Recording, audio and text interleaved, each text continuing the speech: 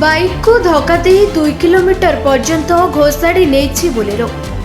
घटना रे जड़े गुरुतर होइतबा बेले 2 जण आघात पाइछंती। समस्त को खड़ियाल सब डिविजन हॉस्पिटल रे भर्ती करा जायछि। खड़ियाल थाना अंतर्गत पद्मपुर ग्रामर चूड़ामणि पटेल तांको मां कुनी पटेल और 4 वर्षर झियो सारा को नहीं चिंदागुड़ा गाँ को एक बाहाघर को जाइथिले।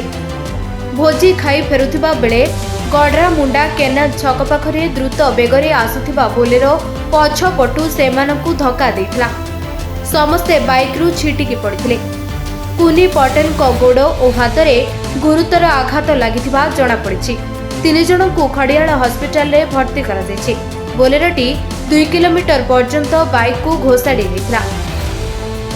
पुलिस ड्राइवर को अटक रखी पचराउचरा करुछि। गाड़ीटा आमर गरामूल एक्सीडेंट होती आउ गाड़ी भितर पशि लोक मैंने खनिया खावे 4-5 जन खनिया खावे अटका भी उठी लास्ट 2 किलोमीटर तक पलि आसला अटकी और ड्राइवर बहुत मत पीछे बेपरिया गाड़ी चलाऊे तार दुर्घटना स्टेशन भल भाव में पाऊँ। आज्ञा ये केन गाड़ी भितर मोटरसाइकिल चापी बोलेरो भितर मोटरसाइकिल भितर बर्तमान भी चापिक रही केते किलोमीटर 2 किलोमीटर खंडे आज्ञा आसिक हॉस्पिटल रास्ता पाखे उठी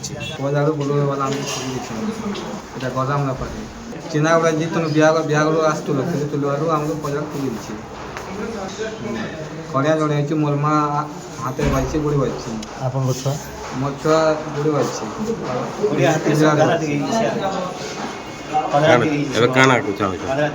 आमके गाड़ी क्षतिपूर्ण दरकार ट्रिटमेंट सब किसी।